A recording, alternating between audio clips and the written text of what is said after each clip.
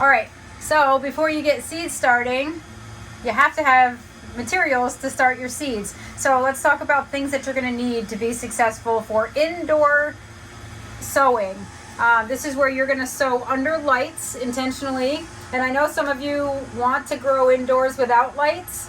I don't recommend that unless you have like a glass room in your house where the sun is going to shine all over. Windowsills work for a few hours a day. They really need like 12 to 14 hours of light. So in the winter here, we don't even have that for daylight yet, but a grow light is really the best way to go if you're going to start your seeds indoors. That you can go very inexpensive, one single bulb on a table, very easy, or you can go to an 8 bulb, 4-foot setup like I have, which is going to be an investment. Either way, grow lights are the best way to get your seedlings super healthy. They're not going to be leggy. They're not going to be reaching for the sun. They just grow much better. But let's talk about containers. Containers are, there's a wide array of containers. You can use little yogurt cups to start. You can use solo cups. You just have to make sure that you're punching drainage holes in the bottom for the water to escape. Otherwise, you're not going to have very happy seedlings. Also, they have little containers like this. These are little kind of flimsy containers, but they work to grow something until you can transplant them outside. There are larger containers. If you know, like my daylilies, I know eventually they're gonna get potted up into bigger containers. So I start them really small and then they have to be potted up. So they have these containers, but you can start seeds directly in this if you have the space to do that. You can also do little flats. These are really popular in nurseries when they do the 6-packs. These are the little 6-packs that you get in a nursery. They have a pretty good depth to them to start growing seedlings in. And you can basically, nobody's going to grow for a home garden. You're not going to grow like 50 zucchini plants. So this is a good way to like start them, and then you can pot them up when you choose your healthiest or however many you need out of the 6. Or maybe you're going to grow all 6 and you want to pot them up a little bigger. But these are all decent sized trays. I mean, then you have bigger ones that are a little more shallow, but they're wider. So it really depends on what you're growing, and you will start to learn that the more experience you have. What has a long taproot that needs a deeper cell tray like these. See how these are like 4 or 5 inch deep cell trays, but they're smaller. So there's 50 cells in a tray. So you'll learn what seeds are going to grow down, like, and have a long taproot, and which ones don't care and just want to go sideways, like marigolds. You can grow those happily in these until you're ready to put them in the ground. But I have a variety of things because I grow a variety of vegetables and flowers. So I kind of have these on hand. Woo. And then you are going to want a tray to catch water in. So regardless of what you're growing in, even if it's these, you are going to want a tray to catch any excess water or to bottom water, which is going to come into play later on. So this is just a good way to keep everything neat. You don't have to worry about leaking water all over your table or your grow stand. So those are some of the containers that I use. And listen, there's a ton of ways to grow seed. You could watch tons of videos on this. This is just the way that I do things and what I've been successful with, or things that I've changed and learned, hey, there's a better way of doing this. So different size containers work for different size plants, and you will learn that as you go. But for now, you need a container, you need something to hold the water, you need a soil germination mix. For seeds, you do not want to use a potting mix. You want to use something that's a little light, has some perlite in it, has some peat in it. It's going to look like this. And this is the dry version. But this is a seed starting mix. See how like lofty that is? It's like kind of a, look at, I have a little net in there. It's very light. It's very fluffy. This is a germination mix. Why is that important? Because when your seeds sprout in the soil that you plant them in, the little roots sometimes are super tiny. Poppy seeds for sure are super small seeds to start with. Their little roots need to be able to dig down into the soil. If you have a heavy, thick, dense soil to start with, that's going to have a hard time getting its little root down. So you want to give it a good head start. As soon as it sprouts, it wants to be able to send its root down, and this germination mix is super helpful for that. It's going to allow them to do it much easier than you would a potting mix. All right, so we have containers, we have soil. What else do we need? We need to talk about how to moisten the soil. When you buy the germination mix, it comes dry, just like this, like I showed you. You're going to have to add water prior to filling your containers. You're going to want to add water to your soil mix. There's no rule as far as like, 1 gallon per bag. You just add a little at a time, mix it up, and you make sure that it's moist but not soaking wet. And I think I have some water. This is kind of a lot in this bucket, so I'm going to pour just because I know. And this looks like a lot, but what's going to happen is this is going to absorb a lot of this water. And then it's going to start going from fluffy. It's going to darken up. It's starting to absorb all the water. And believe it or not, we're going to have to add more.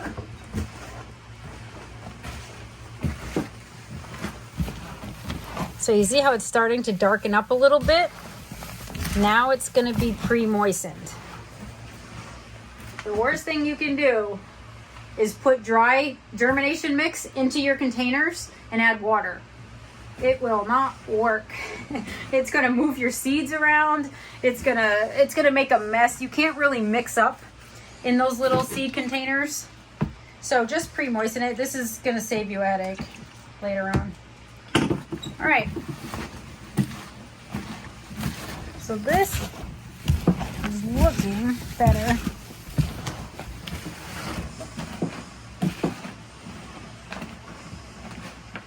Okay, now this is perfect. It's got water in it. You can squeeze it, no water comes out, but it's staying together. See how it's like a little clump? That's what you want, and you're still able to crumble it. So there's no excess water, but it does stay together into little clumps. That is how you want your germination mix to feel and look before you fill your containers. All right, so now that we have that set up, let's talk about when and what you're going to grow. So if you're like most people, when kind of February, March comes around, you want seeds, you buy seeds, you get excited. Look at this seed bin I have. Like, it's really nuts. This is stuff that I've purchased, stuff that I've grown, stuff that I've had for years, stuff that I've saved from my own garden. Everybody loves seeds. It makes you feel like, yes, spring is coming. But you have to have a few key things in mind when you're starting your seeds. One, wherever you buy your seeds from, make sure you're reading the back of the pack. Why is it important? Because there's a ton of information on your seed pack. And it's not just about what it is you're growing. Like, for example, here's a tricolor garden candy cherry tomato. So there are 3 types of seeds in this packet. It tells you on the back all about the tomatoes, which is great. But it also tells you the growing notes and if you're starting your seedlings inside. So this is going to give you information. For example, it says in early spring. What does that mean? Is early spring the same date for everyone? Absolutely not. This date is going to depend on where you live, what your last frost date is. So it says in early spring, start indoors 2 months before your temperatures are at 50 degrees. So 2 months, that's basically 8 weeks before your last frost date. So that last frost date is going to differ for everyone. You can go on the USDA hardiness zone map and find out. You can go on thealmanac.com and put in your zip code, and it will tell you when your last frost date is. For us in Zone 5B, it is around May 15th. So I base everything off of May 15th for my planting times indoors. So if this says 2 months before, what I'm going to do to make it simple, I'm going to go to my last frost date, which for me is May 15th, and I'm going to count back 4 to 6 or 8 weeks. It's 1 week, 2 weeks, 3, 4, 5, 6, 7, 8 weeks. So 8 weeks for me is March 20th. That's the earliest that I should sow these tomato seeds. I can go later than that. I can go, but I don't want to go earlier because that's going to result in some stressed, flowering tomato plants before you even get them in the ground, and you don't want that. You want to start each seed at the proper time for your growing zone. So check out the seed pack. When does it tell you you need to start them indoors? For example, let's go with onions, because this in February in New York, in my zone, we start the onion seeds. And on the back of this, it's going to tell you 10 to 12 weeks. You're going to start transplants 10 to 12 weeks before your last frost date. 10 to 12 weeks. That's why we start these so early. And we're not going to start until, in March. So you have to really have almost a planting calendar. So everything that you're going to get when you gather your seeds, get a calendar and mark out how many weeks before you're going to start your seeds. So you kind of know, I got to start this week. I got to start this week. Have sort of a game plan. It makes things so much easier than reading through this mess of seed packets and going, oh my God, what am I going to grow? I'm not growing everything in these buckets, but I can tell you what I am growing. I'm going to set aside and I'm going to mark out on a calendar. Just because I'm experienced growing onions and parsley and chives, I know that they get started in February because they're pretty much the only thing that I do grow in February. But you'll know that. You'll get your experience the more you do this, and it'll be fun. You'll kind of know, yes, February's here. I get to grow something. My onions are going to be started. So it's going to be fun. But always use a calendar and figure out. Each packet will tell you the best time to start your transplants. Okay, so another note about seeds. Along with the information that you find on the back of the packet that's super helpful and that will give you clues as to how to grow them and be successful, you also are going to notice keywords such as cold tolerant, cold stratification. Those words are your key indicators if your seeds are going to need a cold period prior to breaking their dormancy. What does that all mean? For example, in the giveaway, I gave tropical milkweed seeds and common milkweed seeds. These milkweeds, tropical not so much, but definitely for the common milkweed, which is native around here and grows naturally, those seeds require a cold, wet period prior to breaking dormancy. It's required, just like the poppies. They want to be sprinkled outside. They want to go through natural freeze and thaw episodes, and then they will break their dormancy and sprout. Milkweed is one of those seeds. So there's an easy way. If you're not going to winter sow them outside where they're going to get that natural exposed element, cold and freeze and thaw cycles, you can do it and mimic it indoors. And how you do that, just like I did. Do I have a paper towel? Anyway, if you have a paper towel, you open the paper towel, lay your seeds kind of sporadic like I did here, and you're going to fold it up. You're going to put the seeds on half of the paper towel, fold the paper towel over, and then you're going to add a little bit of water. The paper towel, I use Bounty because it actually absorbs really well and it holds a good amount of water. You could use any paper towels, but this is going to actually act as a moist mat, and it's going to keep them in place so they're not all bunched together. I put them in a Ziploc, label it, and it goes in my fridge. So milkweed needs a 30-day cold, moist stratification period in order to break dormancy. Some of these may break dormancy in here while they're in the fridge. So you do want to check on them every so often, once a week maybe. But they are going to want that cold period, and you can mimic it yourself here by putting them in a wet paper towel in the fridge for 30 days. Let's talk about the water I use to wet this with. So you know if you stick something in water for a long time, it's going to naturally start rotting. Hydrogen peroxide helps against that. So 1 capful of hydrogen peroxide, if you fill a water bottle like this size, and this is really all you need. I've done all my cold stratification seeds with this bottle. I'm only halfway through it. And there's a plant tag in there so I don't drink it, or so my kids don't drink it. But you're going to fill with hydrogen peroxide the cap of the water bottle, and you're going to dump it in, and you're going to shake it up, and just use this to wet your seeds. It's going to help keep this from molding. It's a super, super duper tip. And trust me, that happens, because prior to finding that tip, that's what happened with my daylily seeds. They kind of would like rot and mush and get moldy. You don't want that. That hydrogen peroxide helps with that. So you can label them, put them in a baggie, and these go in the fridge for like 30 days. And then when you're ready to pull them out, so in April, no, what month are we in? February. So I did these on February 3rd. So March 3rd, I will take these out, or whenever I want, actually, whenever I want to start these, and I can put them in the seed cells and know that they've had their dormancy period. And then you'll get higher germination rates doing it that way. So another thing you can do also, if your seeds are tiny and you're not going to do like 40 seeds like I showed you in the common milkweed packet, this is a tiny little baggie. Some seeds come like this. These are daylily seeds that I purchased. There's only 5 seeds in here, and I just took a little piece of paper towel, wrapped up the seeds, put them in the baggie, and these need cold stratification also. So these are also in my fridge. So it doesn't have to be a big baggie with elaborate amounts of seeds. Only start the amount that you want to start, and you can do them in tiny little baggies. A lot of times they come in these little baggies if you purchase them from private sellers. So it just makes it helpful, and it takes up less room. But anyway, that's a way that you can mimic your cold stratification in your winter for your seeds.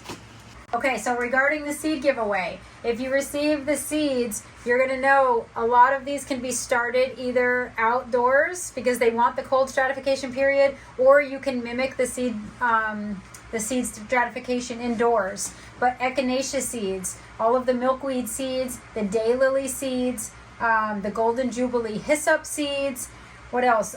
Dill, that can also be cold stratified, and poppies. All of those seeds can be done with the cold stratification, or they can be winter sown.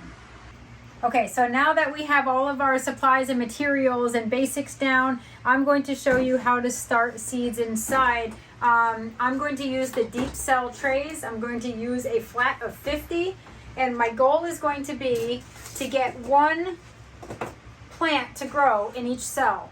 So I'm going to do onions because obviously onions need to be started in February for us, so it's perfect timing for onions. And also this is a great tray to do. You want one onion plant per cell. That's going to give it enough room to sort of thicken up and be pencil size by the time it transplants out in April.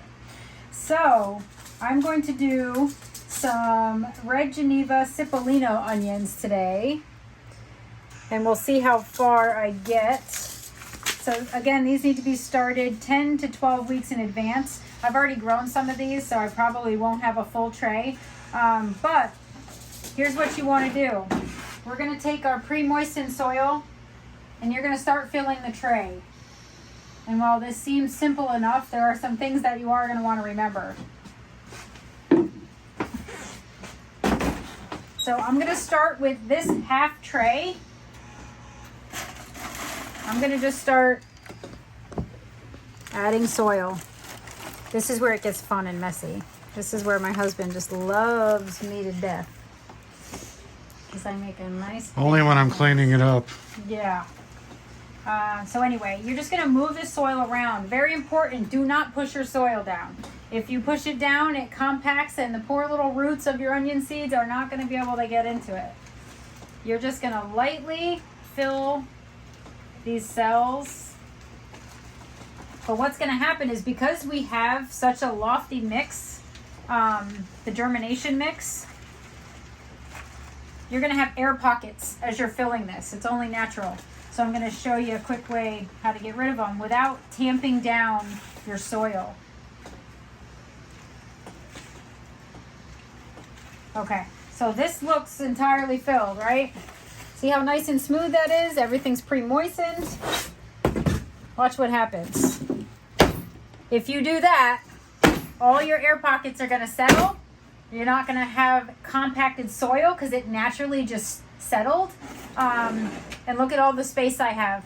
All of this needs to be backfilled a little bit more. So you're going to make sure that you get all those air pockets out. Seeds need to be surrounded by soil. You don't want air pockets around your seeds because that means it's not going to germinate. You're not going to have a good germination success rate. So you just want to slam your tray down, get those air pockets out, and find where you need to refill. I was wondering why you were making so much noise when you were down here planting. It could be my temper too, but Yeah. in this case it's seeds. I thought you were throwing around some items down here in the furnace room. Yeah, it's happened. It's happened. And so is the dirt on the floor happening. Yep. So you just keep doing that, and I only have a couple that have a little left. So once you like slam your tray down and everything is pretty much still level, that's a good time to get your seeds out. So a couple things to note.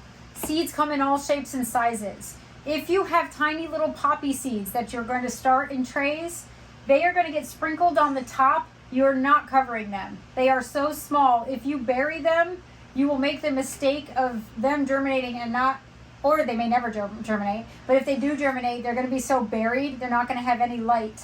And they're not going to know which way to grow up, and you're just going to have rotting seeds. So don't make the mistake of burying your seed too deep. If you have a larger seed, let's say, what can I show you? Mexican sunflowers. If you have a Mexican sunflower seed and you see how they're like, you know, maybe what, half an inch, you're going to bury those basically 1 times their size. So you can bury, you know, you'll have like a half inch on the top of soil, and then the seed will be just under that first half inch. So you're not burying seeds really deep. That is like the number one mistake that people will make. Also, if you have sizable seeds, you can take a little pen or a pen cap, make a little hole, make a little indentation like that. Remember, we're not compacting down the soil, but you're just sort of making a little visible spot that you can put your seeds in. So I'm going to do that for the onion seeds. Onion seeds aren't terribly large, but they do have a little bit of size to them.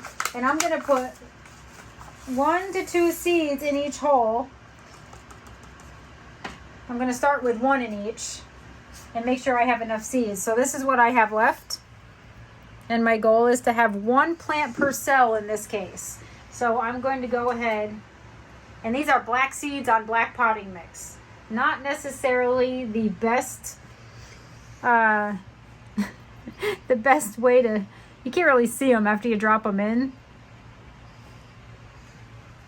But I'm thinking I'll have enough for 2 each at the rate I'm going. So onion seeds on the packet, it says that onion seeds take about 10 to 14 days to germinate. I'm using seeds from last year.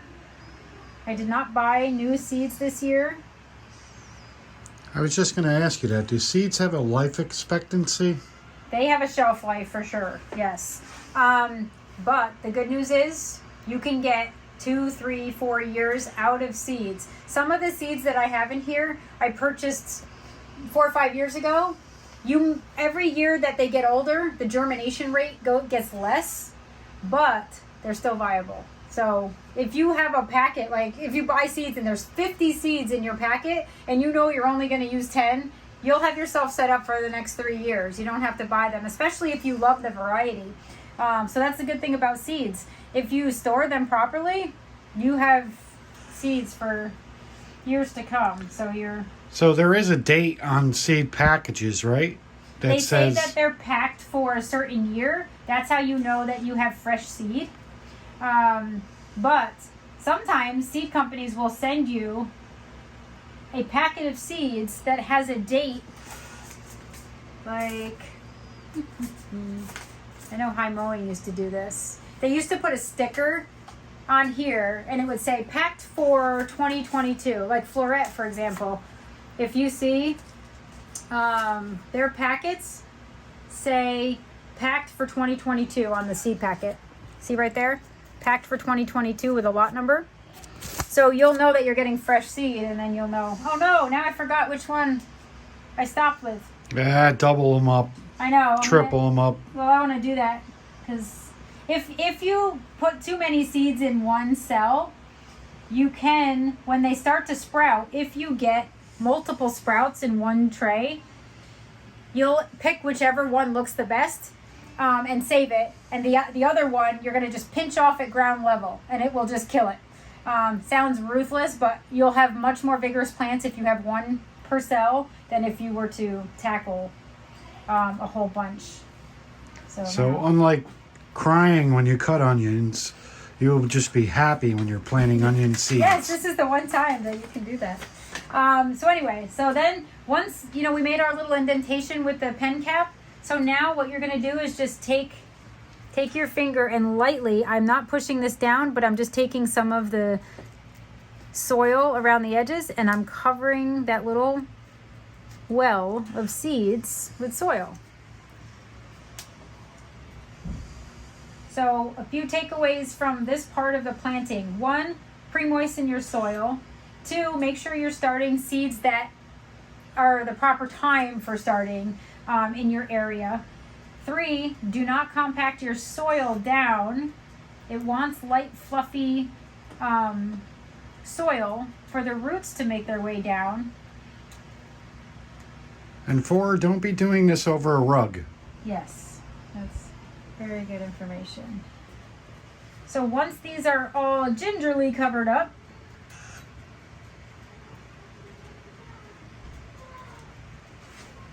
done.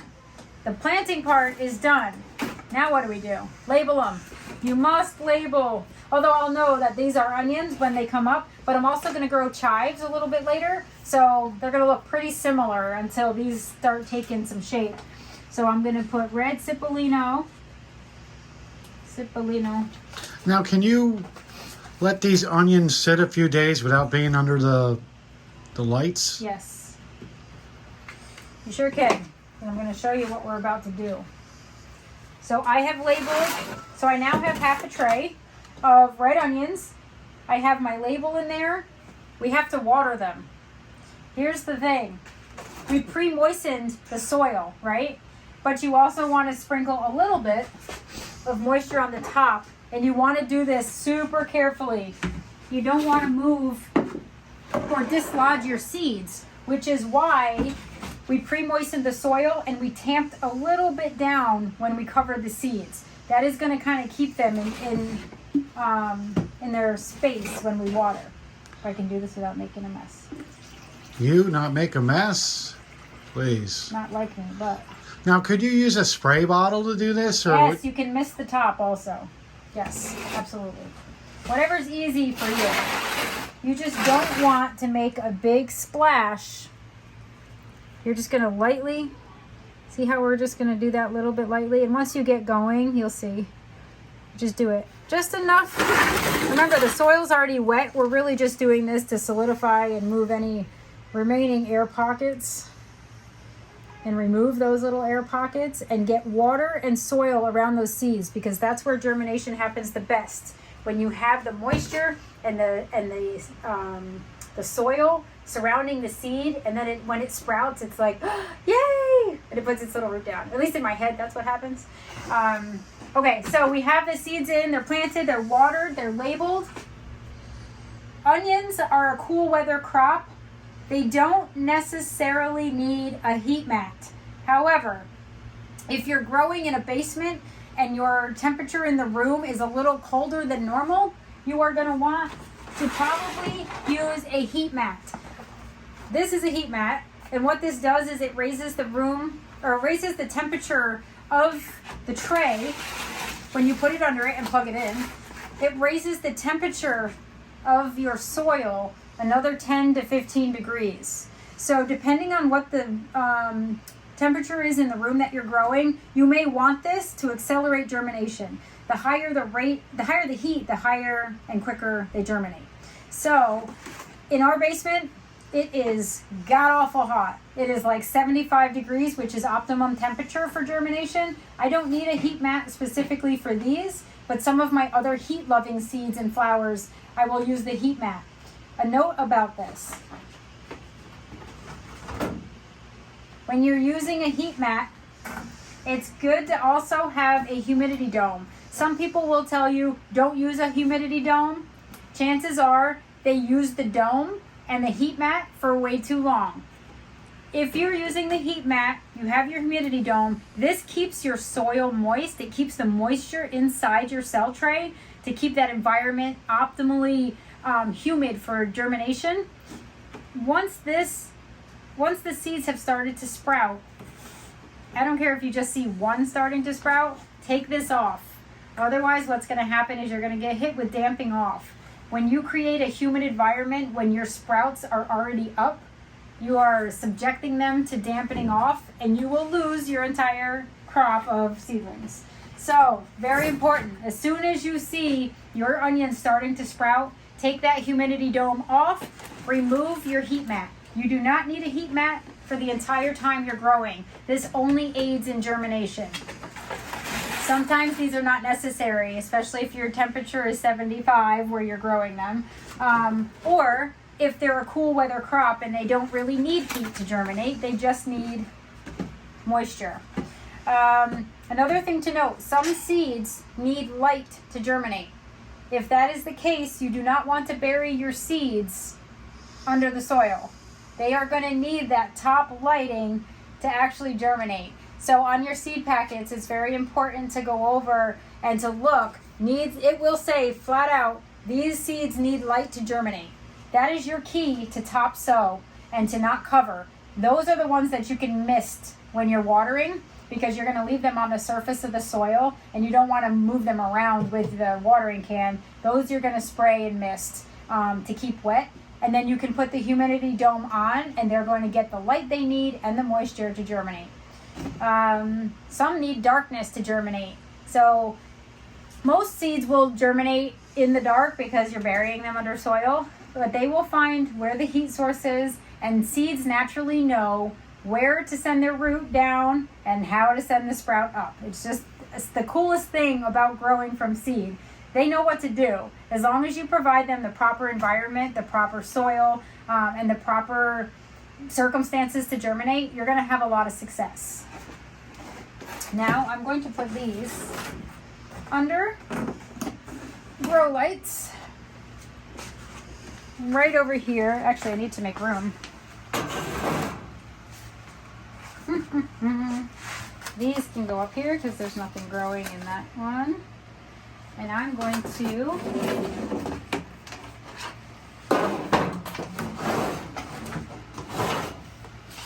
put these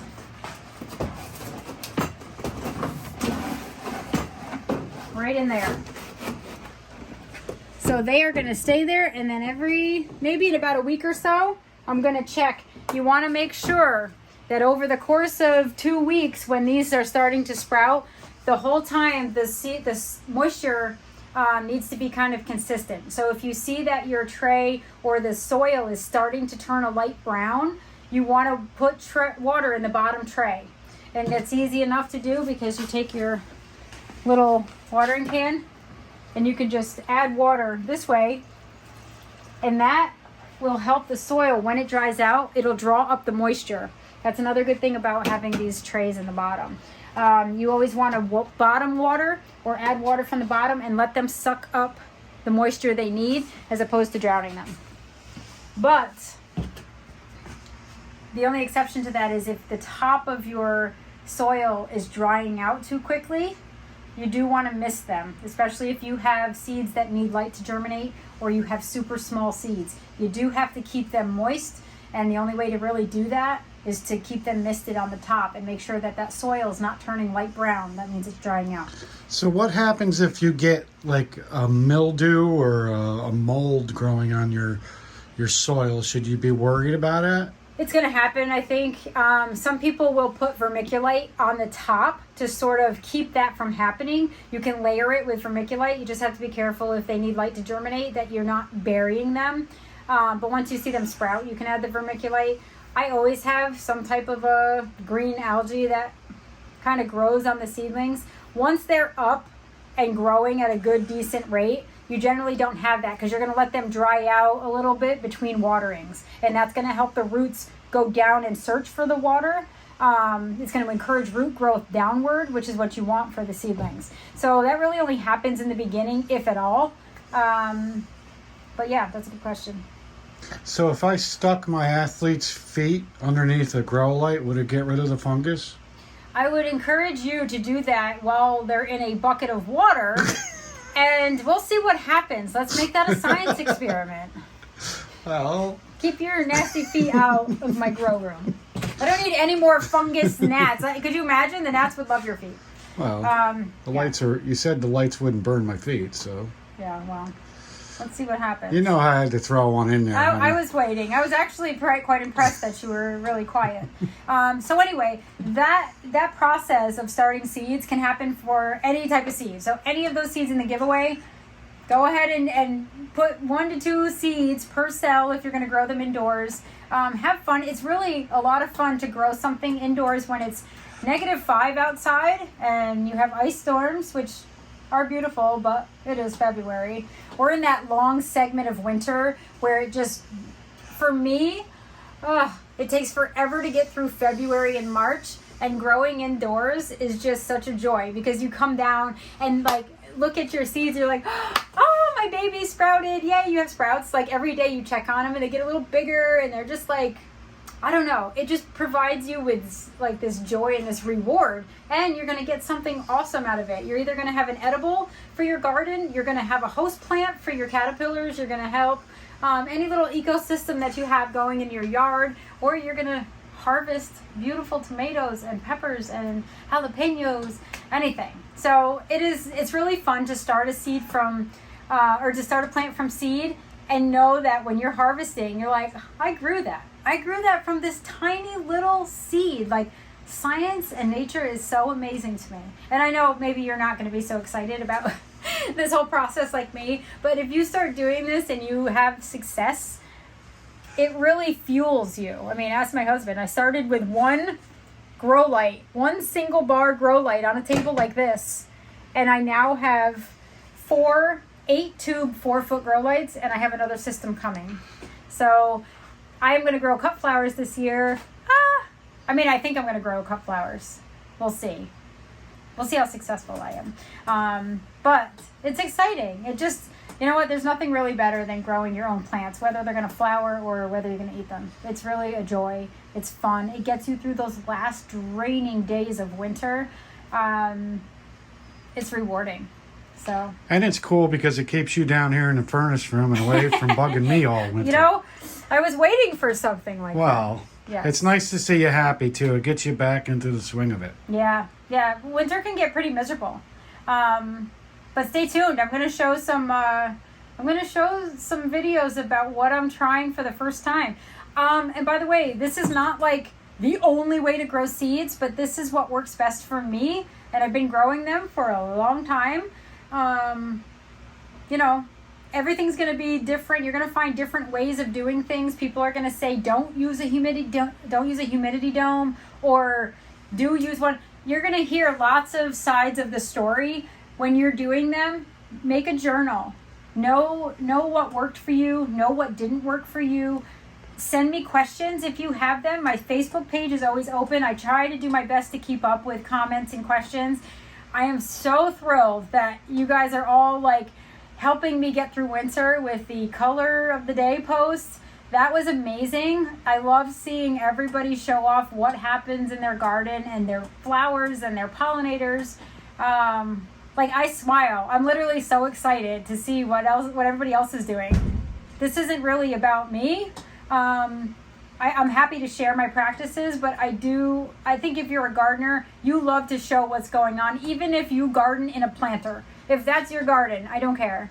it's awesome to share that with everybody. I know. I have this awesome chia pet I'm about ready to grow. Can't wait for you to be excited about it. Do they even sell those anymore? Yeah, I have a Mr. T chia pet. I'm going to grow a mohawk with little chias. You know what? Good. I can't wait to see that. Well, good. I hope you're about as excited as that as you are this. I can't wait to see if you guys have success. Are you going to ask me questions if you get stumped? Well, don't be pissed if you see Mr. T under your grow lights down here. Oh, yeah. No. You're going to have to have your own setup for Mr. T. Yo, sucker, leave my mohawk alone. Oh, boy. Looks like your battery light's flashing once again. Yeah. Well, So- I did yap a lot. But anyway, so I hope this was like super helpful. There are a ton of things to know when you're seed starting. This is kind of the basics.